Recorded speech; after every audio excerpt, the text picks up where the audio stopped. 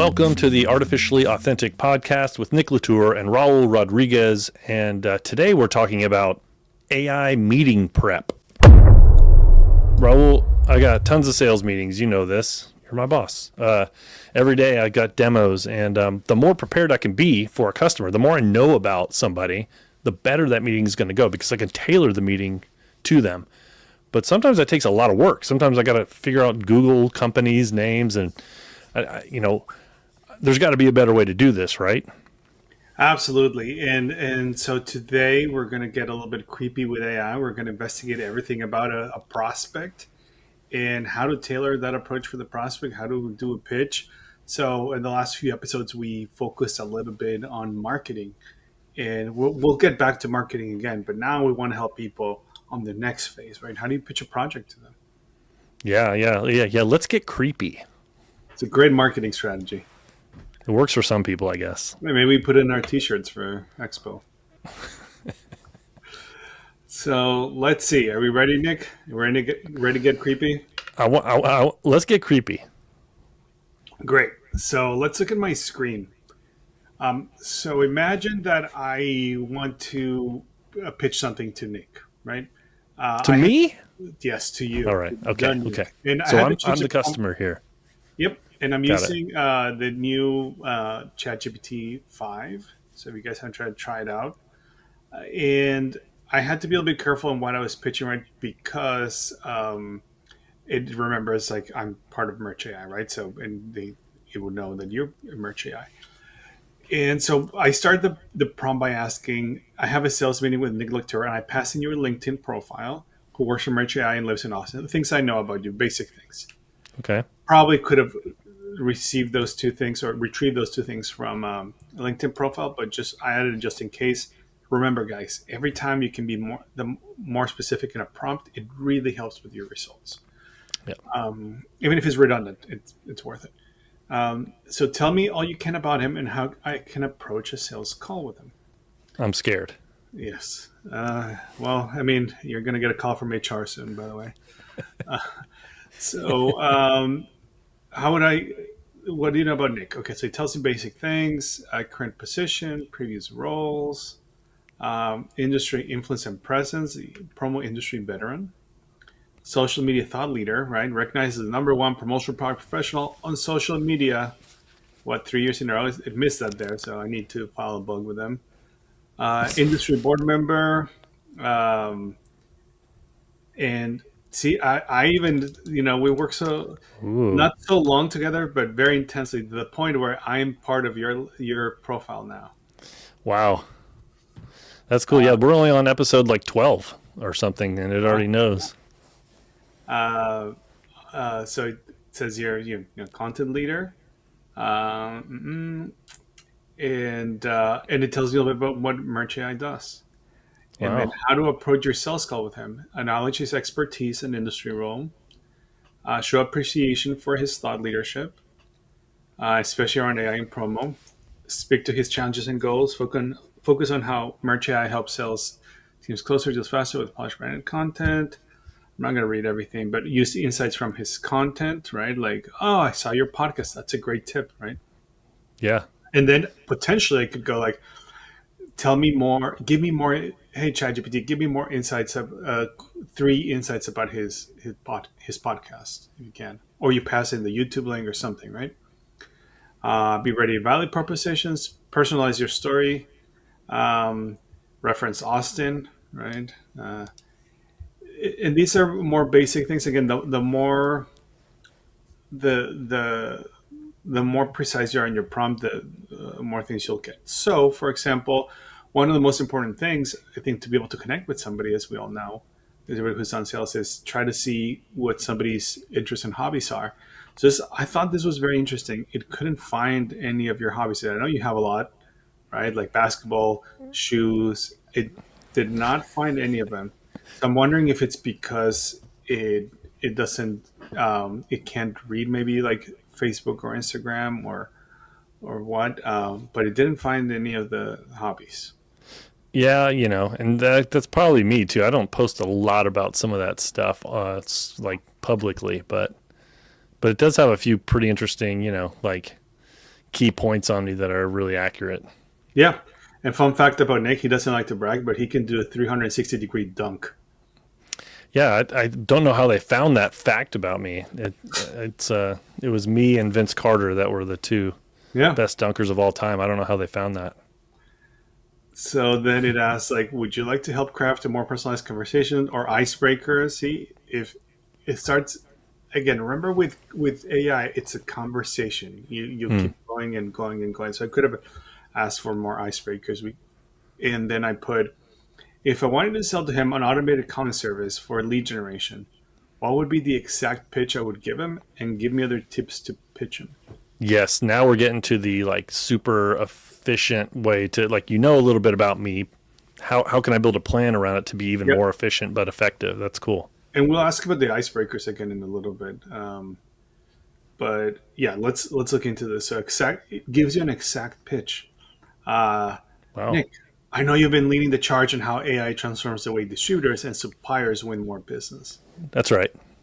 Yeah, merchants, AI, auto branding, and lookbooks tools have redefined presentation speed, and I think we can do the same for initial outreach. I wanted to share something that could add another gear to your sales engine.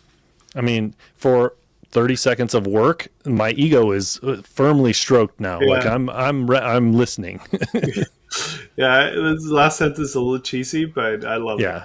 Yeah. Uh, Value right now, your sales team still spends a huge chunk of time qualifying leads and setting up that first real conversation. Our automated calling service takes your existing prospect list and instantly starts warm, human like conversations, voicemails, SMS follow ups, and even live call transfers. So your reps spends time on only prospects who are actually ready to talk about branded solutions. I like the first one more. Yeah. Yeah. But, but I mean, these are parts, right? Like it puts it Sure. in part. What differentiation? So I mean, it's pretty good.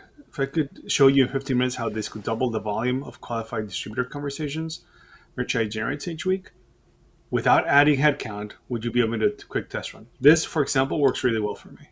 I was like, yeah, I like Yeah. it. For sure. Yeah. Um, Other pitching tips for Nick: mirror his AI forward language. And I wanted to use two because everybody knows Nick, right? So as you guys are following this, you're probably going to be like, oh, that actually, I know Nick. Like that would work with him. Not to mean that I want a bunch of you guys selling to Nick and distracting him. Just saying, like, I wanted to test this out. Avoid buzzwords like he's heard too much, synergy disruption, metrics, plug and play, not replacement. There, like so. Um, I yeah, can see how this would be immediately applied to the promo industry. Like there's a lot of new reps. I just got off a call today, and they had just hired like two or three new account managers, people who don't know the industry that well. So this is going to save them days, months, hours, like from their meeting prep and figure out Mhm. how to get to know their prospects quicker than ever. yeah. This is amazing because like we're usually back in the dark ages pre-I, like you look at somebody's LinkedIn profile and try to guess a lot of things, right? Yep. Yep. Now, like it can be a profile that said perfect, no, but it can give you a lot of ideas, and from then, when you're in the meeting, you can start tweaking your approach. Hmm. Um, what would be some of his objections, and how should I, small mistake, handle them?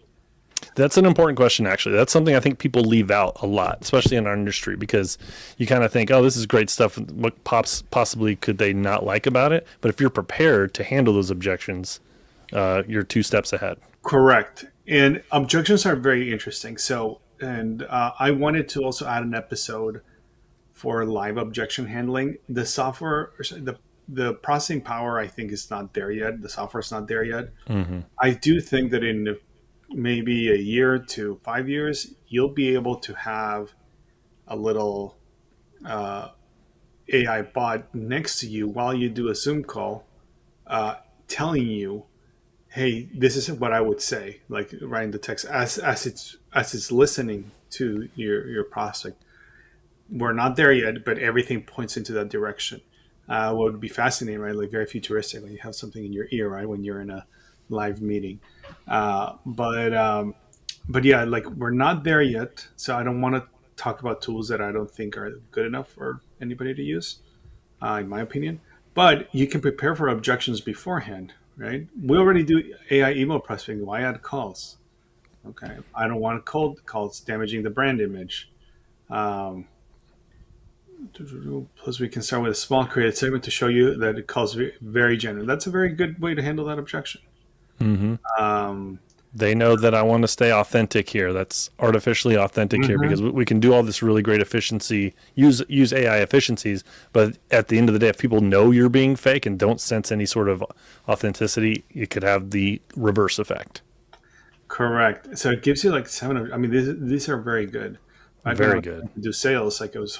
I mean, I wish I would have had something like this. Obviously, when you're, a lot of the objections would be the same for a lot of different people, right? But Hmm. still, very good training to have. I love it. I love this. I'm sold. Whatever it is you just sold me, I feel like I'm going to buy it. If you knew all this stuff about me coming in, my ego is not is too weak to not buy what you just tried to sell me. Good to know. And now let's ask it. It's one of the things earlier. What are some icebreakers I could use? Oh yeah, Let's that could be a fun one. that will be fun because I love me a good icebreaker. I Yeah. love me a good game too. Promo industry fun. The craziest or most creative project that you ever worked. Feels like also like promo speed dating. These ones. Yeah, a little bit. Yeah, yeah, Actually, great business idea. Nobody steal it. Uh, Maybe we'll set up for Expo. yeah. Everybody at Eye Candy. Ye- Put up You're some right. tables there. Yes. Yeah. Mm. Uh, No, I like this stuff. This actually, side note, works really well. When we were at NALC, we had those kind of dine rounds, and mhm. one thing that I thought was fun at our table, we did a little get to know you game around the table, and that also pulls down the. So this is a technique that can help bring down a guard when you're on a sales call. You're ready to be sold to, so you get a little bit defensive. You don't want anyone pushing you too hard. But if you can relate to them on a very human level, like like what we're being shown here, that's another checkbox that you've checked. Correct. So, yeah, I completely agree. And there you have it. This is, I mean, for the same price. I mean, we pay like $20 for the subscription, right? For you can have your own sales assistant and show you very prepared. There's no excuse, as you guys saw. Like this can take 5 to 10 minutes, 15 if you want to spend more time, but it's incredibly worth it. Very, very, very effective. It'd be malpractice not to use something like this. That's well said. Malpractice, indeed. It's criminal. It's almost criminal not to use something like this. In years past, you're spending hours preparing for a meeting. Now I can spend 5 to 10 minutes and be more prepared than I may have even been in the past. This is amazing. Thanks, Raul. Sold. I'm going to buy whatever you just sold me because you were so well prepared on this meeting. Very creepy, but in a good way because you knew the right questions to ask. Sounds good. Thank you, everybody. Thanks for listening to us Yep. every week. Thanks a lot. Take care.